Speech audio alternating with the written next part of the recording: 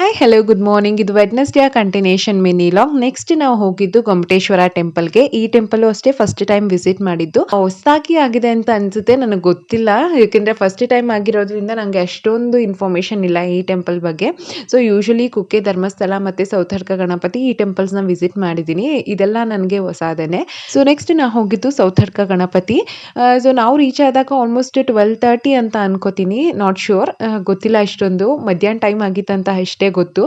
ಅವಾಗ ತಾನೇ ಎಲ್ಲ ಪೂಜೆಗೆ ರೆಡಿ ಮಾಡ್ತಾ ಇದ್ರು. ಪೂಜೆ ಕೂಡ ತುಂಬಾ ಚೆನ್ನಾಗಿ ಮಾಡಿದ್ರು. ದರ್ಶನನೂ ತುಂಬಾ ಚೆನ್ನಾಗಿ ಆಯ್ತು. ಇನ್ನೇನು ಮಧ್ಯಾಹ್ನ ಟೈಮ್ ಆಗಿದೆ, ಊಟ ಮಾಡ್ಕೊಂಡೆ ಹೋಗೋಣ ಅಂತ ಹೇಳಿ ಆಲ್ರೆಡಿ ಕ್ಯೂ ಇತ್ತು. ನಾವು ಜಾಯಿನ್ ಆದ್ವಿ. 1:00 ಹಂಗೆ ಓಪನ್ ಮಾಡಿದ್ರು. ಊಟದ ಬಗ್ಗೆ ಅಂತೂ ನಾನು ಮಾತಾಡಲೇಬೇಕು. ಎಷ್ಟು ಹೈಜಿನಿಕ್ ಆಗಿ ನೀಟಾಗಿ ಇಲ್ಲಿ ಮೇಂಟೈನ್ ಮಾಡಿದ್ದಾರೆ ಅಂತಂದ್ರೆ, ಊಟ ಕೂಡ ತುಂಬಾನೇ ಟೇಸ್ಟಿ ಆಗಿತ್ತು. ನೆಕ್ಸ್ಟ್ ಲೆವೆಲ್ ಅಂತಾನೆ ಹೇಳ್ಬೋದು. ಮತ್ತೆ ಐಟಮ್ಸು ಅಷ್ಟೇನೆ, ಪಲ್ಯ, ಉಪ್ಪಿನಕಾಯಿ, 2 ಥರ ಸಾಂಬಾರು, ಪಾಯಸ ಎಲ್ಲ ಥರ ಸರ್ವ್ ಮಾಡಿದ್ರು. ತುಂಬಾನೇ ಚೆನ್ನಾಗಿತ್ತು.